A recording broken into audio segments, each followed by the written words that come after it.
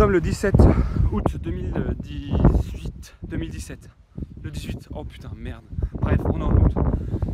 Nous sommes actuellement sur le cratère, le plus grand cratère de Rapa Nui, où l'une des plus grandes biodiversités des espèces endémiques de l'île survivent ici, à l'abri des pas de l'homme et bien sûr des ouragans de l'océan. Dans cet énorme cratère, vieux de plus de 3 millions d'années, on y retrouve des alvéoles avec de l'eau et avec des fleurs sans doute, enfin toutes ces merdes qui permettent d'avoir une espèce de biodiversité et elle est protégée justement à l'abri de ces murs millénaires qui permettent à l'ensemble de l'île. Ta gueule. Après 10 minutes de marche, on arrive au niveau du cratère qui est juste là. En fait, la demande de moailles était telle qu'ils avaient besoin absolument de construire d'autres moailles dans ce cratère. Dans la grande colline de 507 mètres juste en face de nous. Les habitants de l'île de Rapa Nui venaient ici pour continuer à sculpter, à tailler dans la roche de ce cratère, notamment des moailles. Et on en voit quelques-uns qui ont été renversés et abandonnés parce qu'imaginez la difficulté qu'il fallait pour les habitants de l'île pour monter l'ensemble de ces moailles et les mettre d'eau à l'océan au niveau de la plaine, beaucoup plus loin, à quelques kilomètres d'ici. La prouesse technique devait être absolument trop difficile. Ce qui est assez intéressant aussi, c'est que chaque année a eu ici le triangle qui est comparable à celle de l'homme-oiseau. L'homme-oiseau, c'était justement pour établir le chef du village une course entre les hommes les plus forts du village. Il devait ramener un oiseau au-delà de la mer. Bonsoir, nous sommes en direct de Rapa Nui où nous sommes en pleine tempête tropicale. Vous pouvez le voir juste là, les vagues font plus de 4 à 5 mètres, c'est vraiment terrible. Heureusement, on est avec notre ami Dogito qui protège les passants justement de tomber dans l'océan Pacifique sur ce petit caillou. On est à deux doigts de se faire complètement submerger. L'Atlantide, c'est demain, c'est ici. Mathieu, est-ce que tu as quelque chose à ajouter là-dessus? C'est bon. C'est Carla et Mathéa en direct de l'île de Pâques. On vient de quitter le site des pétroglyphes de Vacapapa et la voiture est en train de péricliter, de se démanteler pièce après pièce. Non, je parle de Vladimir. On va se diriger tout doucement vers le site de Tongakiri. Tongakiri est un site assez extraordinaire puisqu'on peut y observer justement des moailles et également des pétroglyphes. Et c'est assez intéressant de comprendre ce qui s'est passé justement sur ce site-là, puisque le chef Unga Uncha est mort, et bien vous n'allez pas me croire, il est mort en noyé en fait, en buvant trop rapidement son verre de biscuit. Bon, cette histoire n'est pas encore sûre, mais nous allons justement enquêter dessus. Donc on a loué une petite Jeep, enfin une Jeep Suzuki pour Rave, la location la plus rapide de l'univers, je pense. Ouais. Le prix de la caution, c'est le prix de la location justement. Le prix de la location était de 60 000 pounds, donc c'était 60 000 churros. Voilà, 60 000 pesos chiliens, l'équivalent de 80 €, donc 40 € par personne, pour 2 jours. Donc imaginez 20 € par jour par personne, enfin, c'est l'affaire du siècle. Par contre, on a demandé une énorme garantie de 50 000 pecos. C'est même pas le prix de la clé, enfin bref, c'est vraiment des cons. Bon. Mais de toute façon, maintenant ils ont pas tort, on n'aura pas le choix de leur rendre cette putain de caisse parce qu'on rentrera en avion. Donc vous pouvez voir le paysage qui défile. On est vraisemblablement au nord-est de l'île et on va se rapprocher justement du volcan Ranoraraku, qui est l'un des 3 grands volcans et l'un des points culminants puisqu'il monte jusqu'à 376 mètres. Et je pense qu'il est justement à... J'allais dire à gauche, mais non. Non. Bon. Mathieu, ça va? Tu veux dire un petit mot? Non. Tu conduis? Comment est la conduite là? Elle est facile un petit peu? Bah voilà, c'est le niveau de pression du volant ça. D'accord. Ah oui, d'accord. On bouge pas, mais le volant lui bouge. Ça va. Enfin, attention, il y a des chevaux partout, c'est assez joli. Parce qu'on est un peu en Patagonie, qui est tout au sud du Chili pour être tout à fait précis. Donc c'est un peu pas ici, pour être aussi très précis. Voilà. Patagonie, endroit que Mathieu connaît très bien parce que justement il a vécu jusqu'à l'âge de 12 ans et il a fait son collège primaire là-bas avec sa soeur jumelle qu'il a évidemment laissé puisqu'elle était handicapée et chatte. Exactement. Et que les fauteuils roulants c'est pas très pratique pour les bateaux, les avions. Hein, les glaciers en fauteuils roulants. En Patagonie. Mais elle a l'air heureuse. Elle se déplace en roulant, une belle Oh. femme. Une belle femme. En tout cas, ça roule pour elle. Allez. Marina, hein, si tu le vois, on t'embrasse. 16h, 4h. Il doit être minuit chez Il est 2h du matin à Paris. Voilà. Il est 2h du matin chez vous.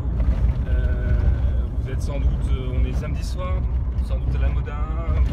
Qu'est-ce qu'il y a ce soir d'heure comme soirée? On est quoi? On est Écoutez, on vous pose la question, mettez-nous dans les commentaires ce qu'il y a le comme ce 17 soir. août. Exactement. Non, on est le 19. 19 ouais, mais le 19 c'est quoi? C'est une flash généralement ou une BLT peut-être? On va partir sur une BLT. Ouais.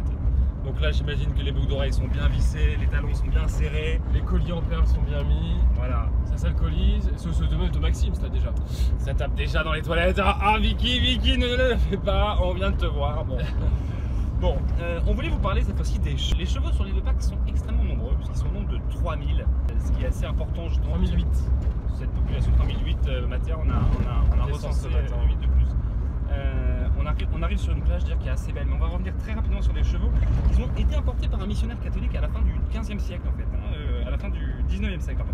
Et en fait, ils ont. Mathieu, tu tiens le volant. Ils ont proliféré parce que, évidemment, les chevaux de l'île de Pâques ne finissent rarement dans une assiette. Donc, il faut savoir que tous les chevaux sur l'île de Pâques. Alors, c'est très bon. C'est à On respecte des véganes et de tout ce qui est très animal. Pas de problème. On arrive devant. Un mur de pierre. C'est sans doute une vierge. Ah, ok, il y a un truc nickel, un truc à foutre. Allez, allons. Attends, on finit ton tour sur les chevaux et puis oui, donc en fait tous les chevaux qu'on peut apercevoir appartiennent évidemment à quelqu'un. Ils ne sont pas à l'état sauvage, on a l'impression qu'ils le sont. En fait pourquoi? En même temps les propriétaires les laissent complètement libres dans cette île parce qu'ils n'ont pas d'endroit où aller. Donc ils vont forcément les retrouver un jour ou un autre. Alors il est vrai que certains chevaux sont très rapidement dressés pour être montés par des touristes assez obèses comme Mathia et moi-même. mais bon, problématique, je me détache pour l'autre promo. Justement, en fait, les habitants se posent une question. Est-ce que... Oh, regarde, là, c'est le truc que je voulais voir depuis tout à l'heure. Ah putain, il y a du touriste. Hein. Il y a du Pékin. Hein. On se gare là ou c'est Ouais. Ah, je crois que c'était pas le tourniquet là-bas, du coup on s'est fait niquer. Bah, on peut se garer. Non, mais non, c'est bon. Mais non, il y a des passages là-bas. Ah non, c'est là-bas, regarde. Non, mais c'est là aussi, il y a sous les voitures là-bas. Non, mais il faut passer devant le mec. Bah, moi j'irais bien là où il n'y a pas les voitures. Oui, mais justement, Charles, s'il y a des voitures, c'est qu'il y a une entrée. Donc, Mathieu, il faut suivre les cailloux. Oui, c'est vrai. Exactement. J'en peux plus. C'est le résumé de ses vacances, on va suivre les cailloux. On a une belle montagne en haut là, en face de nous, je le montre tout de suite, qui est en fait c'est Rapa Nupitchi, qui est le fameux deuxième volcan. Ce qu'il y aura juste après cette photo légendaire à faire, parce qu'on a même des. Voilà, on va pas se priver des gros clous, c'est magnifique. C'est magnifique. Ça, au coucher du soleil, ça doit être merveilleux. Je pense que le soleil, tu vois. C'est assez incroyable. En fait, donc il y a 15 mois derrière moi, c'est la plus grande sculpture, le plus grand sanctuaire de toute la Polynésie, sur 220 mètres de long, de là-bas à là-bas. Et ces 15 moaïs qui font dos à l'océan, c'était justement l'apogée de Rapa Nui à ce moment-là. Imaginez le temps, l'investissement, l'organisation, sans grue, sans évidemment les moyens techniques qu'on peut avoir aujourd'hui, pour transporter ces 15 moaïs des carrières, peut-être du volcan de Ongoro qu'on a été voir ce matin, jusqu'ici. C'est évidemment l'histoire d'une vie.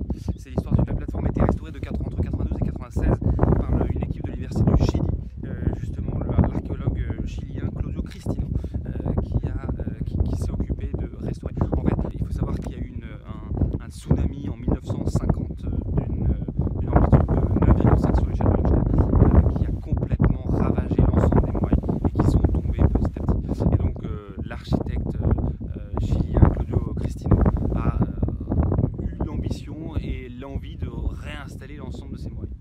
Mathia, est-ce que tu as Mathia qui vient d'arriver en direct des 15 moaïs qui sont en face de nous? Ah, je les ai comptés en plus. Je savais pas qu'il y en avait 15. Et alors? Ils sont 15. Ils sont 15. Voilà une information vérace, affirmée, confirmée par Mathia. Je prends une photo sans personne devant. Voilà. Et tu as réussi à prendre cette photo? Ouais. Bon, c'est bien. C'est important. Voilà. On peut y aller maintenant? Salut, c'est Carla et Mathia. On est en direct du centre-ville de Ongaroa sur l'île de Pâques. On est le 19 août 2000. Ça n'a pas bougé depuis tout à l'heure en fait. 17. Regardez la bedotte. Donc ici c'est là où on a loué le car, loué la voiture. Autocar à Unani. À Unani. Au demeurant une belle affaire. Voilà. C'est pas très près, juste le. Pas trop près. Ok. C'était bien la matière. Ok. Donc 60 roubles une affaire. Rien du tout. Et la garantie, 50 roubles aussi. Ça fait 2 jours. On l'a déjà dit, donc on l'a déjà dit. On prendra la meilleure des versions. Très Donc bien. là, on se dirige vers le Bah, c'est là supermercado parce qu'elle est plus drôle. Innova. Voilà. Et ici, on va acheter on va faire Cerveza. quelques petites courses, des cervezas pour ce soir. Quelques tomates, Quelques tomates, absolument. des Doritos, parce qu'on a du guacamole à finir. Enfin, Ouais. du guacamole à faire et à finir. Absolument. Et voilà, quoi. Et c'est tout. Alors on peut vous montrer un peu l'ambiance si vous voulez. Bon, c'est un peu Oh, il y a soviétique. Plein de fruits. Génial. Parce que oui, il manquait un peu des fruits, il faut dire que sur l'île, c'est pas ce qui manque. On reprend des avocados ou pas? Ah, des petits citrons. Ça peut être pas mal ça. On peut peut-être reprendre l'avocado parce que là on a faire un Très bien. au moins demain soir aussi un petit guacamole. Je prends. Donc ça c'est. Ouais. Prends-le bien mou un peu. Bien mou ou bien dur? Mou, mais mou. Je vais le prendre. Ouais. J'ai choisi les tomates toi. Ouais, voilà, moi je vais faire ça. Tiens, ma belle. Merci Bella.